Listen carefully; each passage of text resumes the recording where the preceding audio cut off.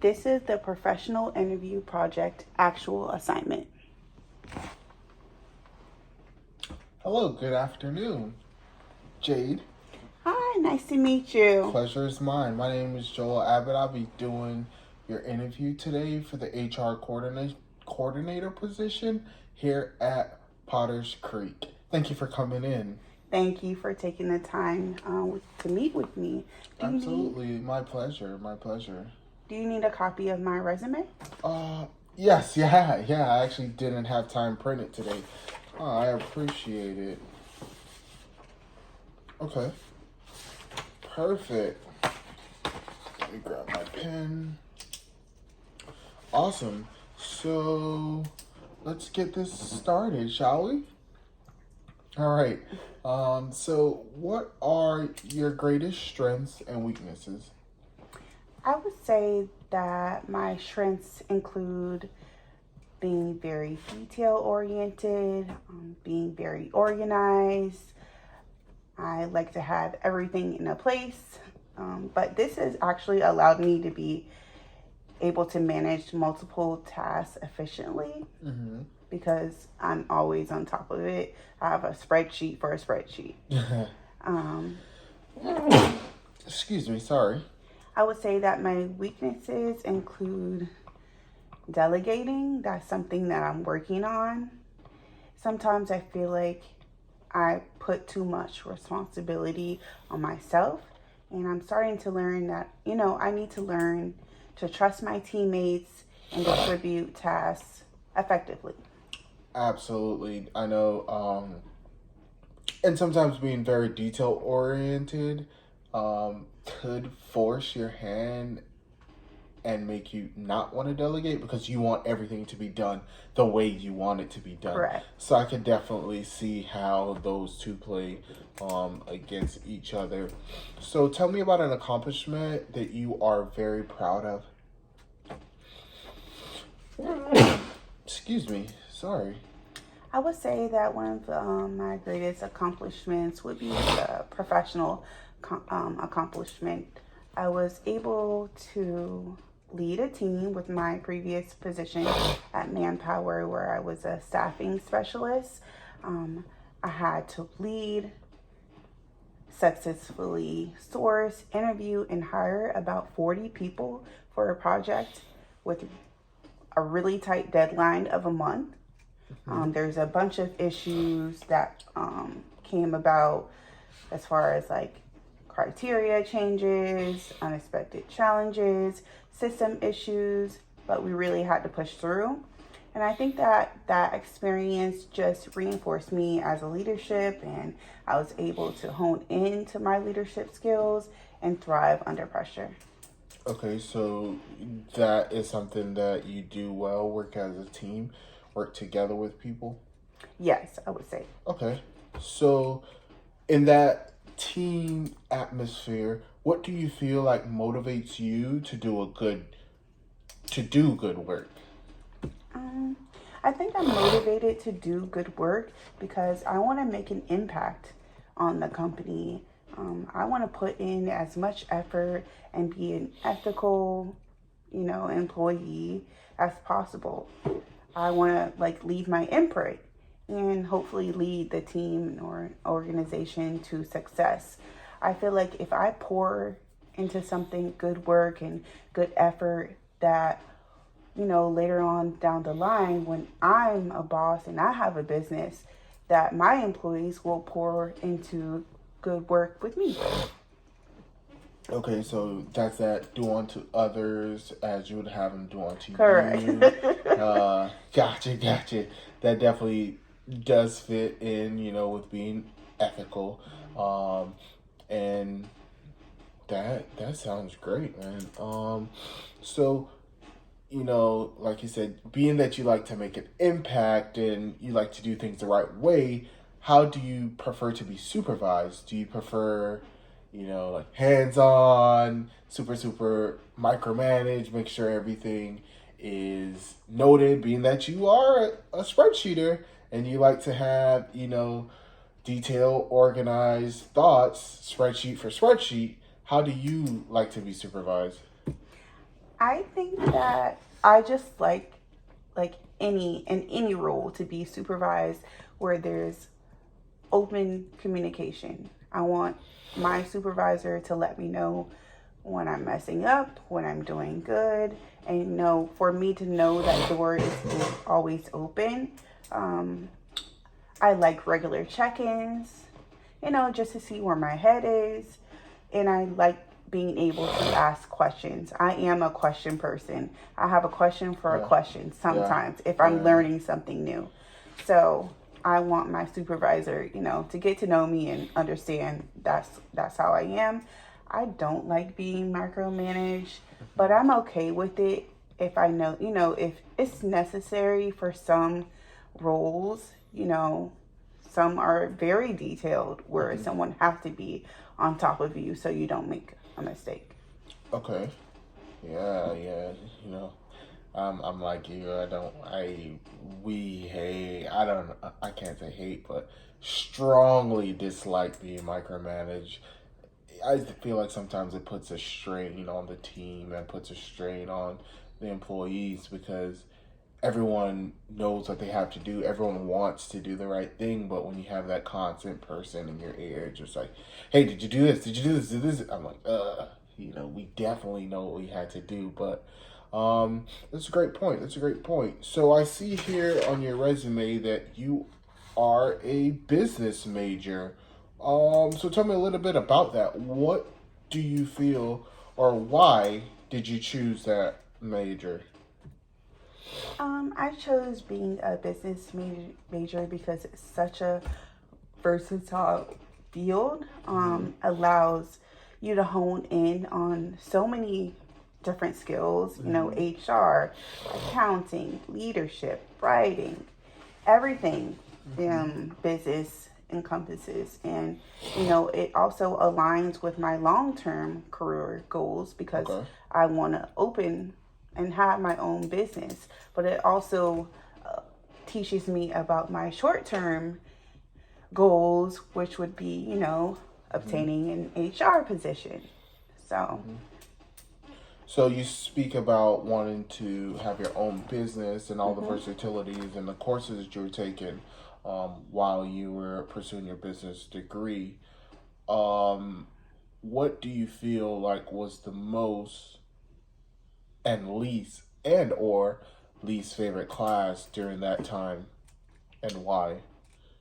I would say my favorite class was actually accounting, Okay. which is I was actually surprised about because there's so much negative connotation about accounting Accounting. class. Yeah. Yeah. But I actually liked it, and it was Uh-huh. a 7:30 a.m. class, Whoa. and I went every day. Not on a Monday, was it? Hopefully. Yes, so Oh wow.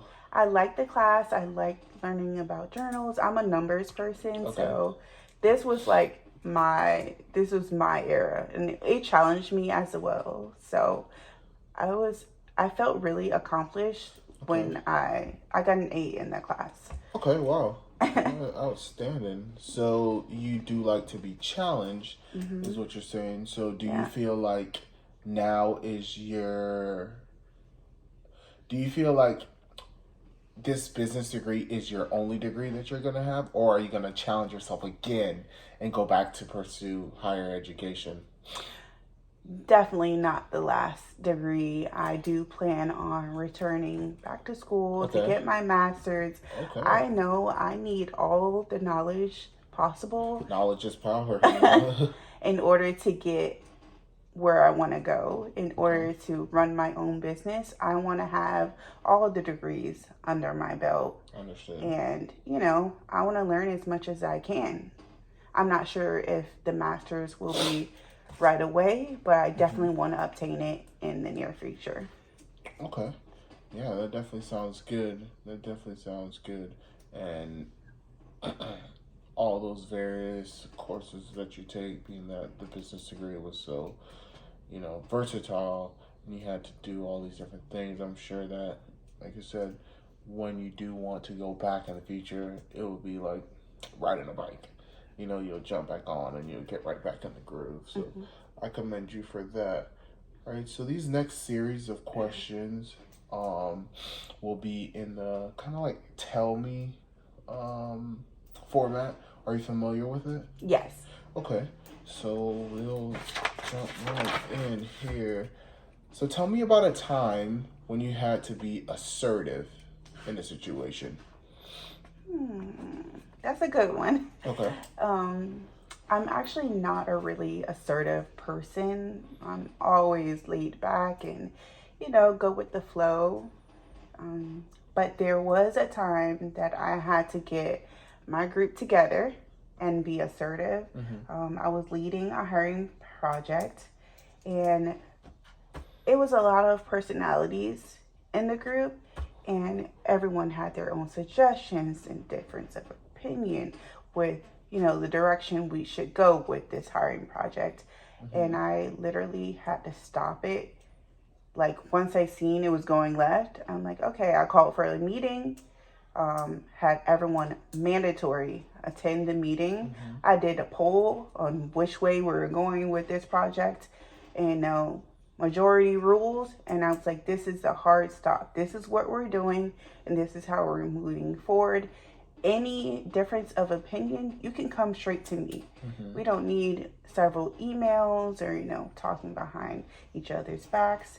And I just had to be more assertive than usual, but respectful at the same time. So we were able to steer the conversation and come up with a agreeable solution. Okay. So that sounds like it was a lot. Yes.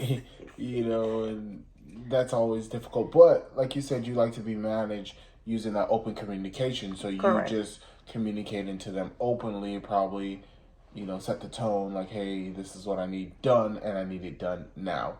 So good job on that. So tell me about a time when you used written communication skills to convey an important point.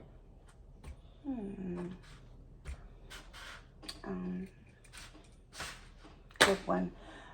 There is a time my old boss, he was leaving for like a family vacation, and when he got to the airport, he got a notification about the mask mandate being lifted for Okay. small businesses.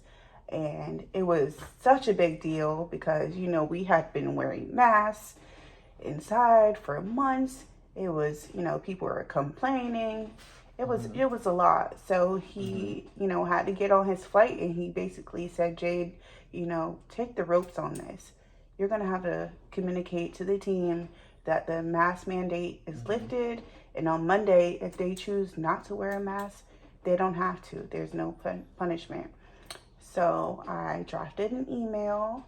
I put exactly what he said. I included, the national guidelines and, links and resources where the policy was posted, and, just said effective Monday, this is what's happening. So Okay. that was a time I had to use written communication and send this very, very important email blast. Very stressful too. It seems like, Yes. because no one knew what was happening. Especially with that COVID time, no one really understood what was happening. So I could only imagine the amount of pressure that you were under. So with that being said, tell me about a project you initiated. One of the projects that I feel like I'm most proud of, that I initiated, was I noticed that we had a gap between our recruitment process and hiring diverse candidates. And Okay. this is something that, really stood out to me, and I was really passionate about. So I did some research on how to attract diverse candidates.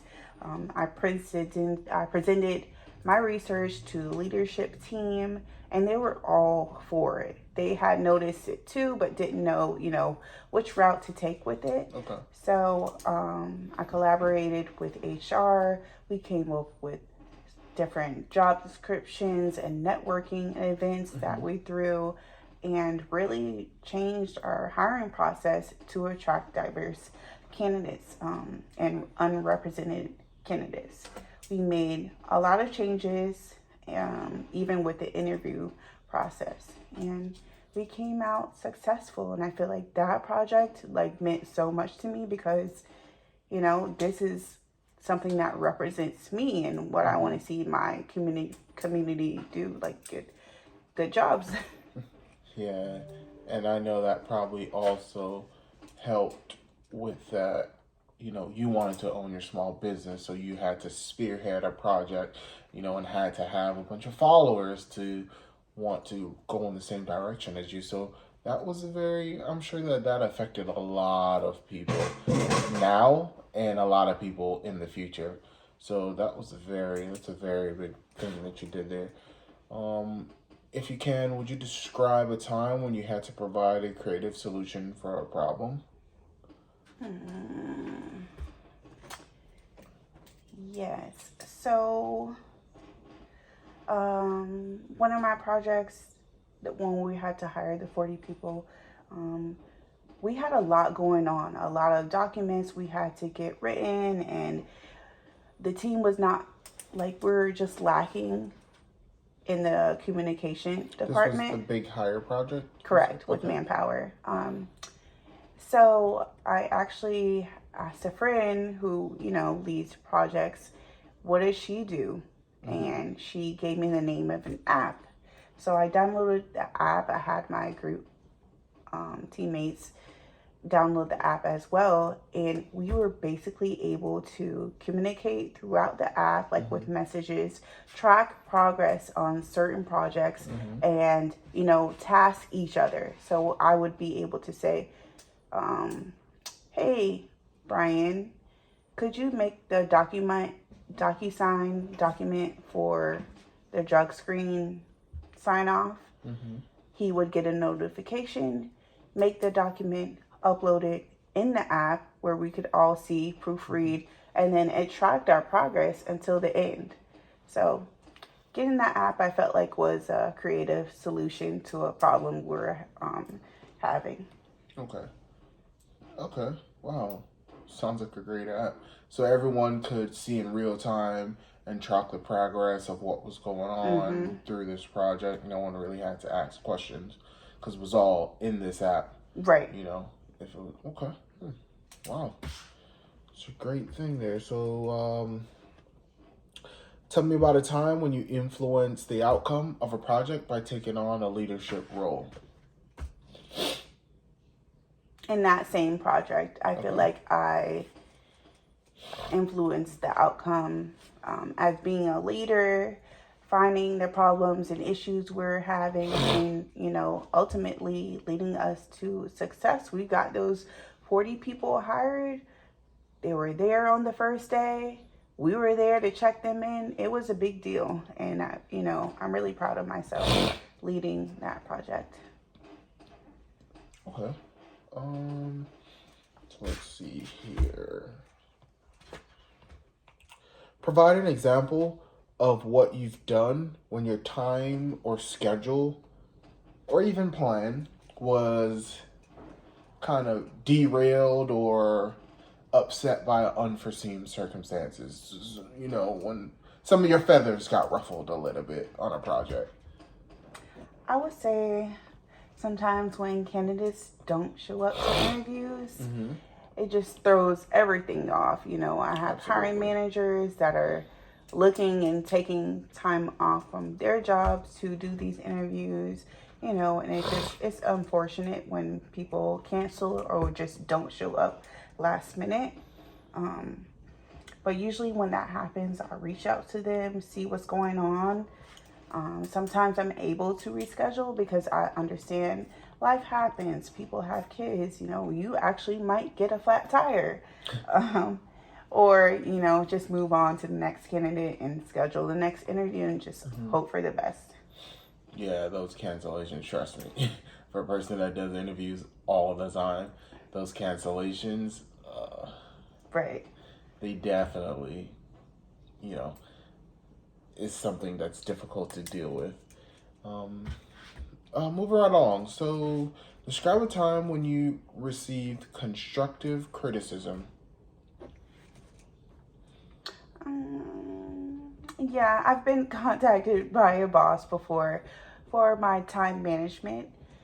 Being too detailed sometimes, spending a long time on spreadsheets Mm-hmm. instead of, following through with onboarding.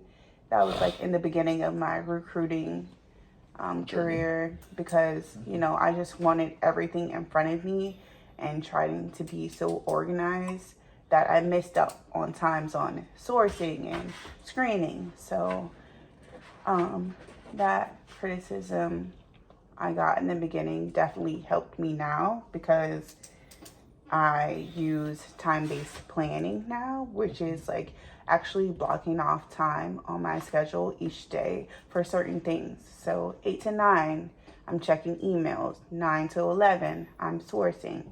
11 to 12, I'm taking my lunch. 12 to 1, I'm doing this.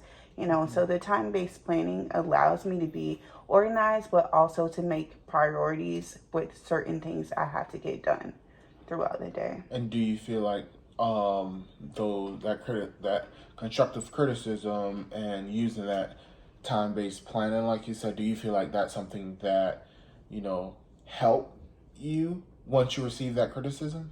Definitely. And Mm-hmm. I'll use that with any role that I'm put in now. Like, I have to do some sort of time based structure because, I have to prioritize and put the time in for what's important, needs to be done right away.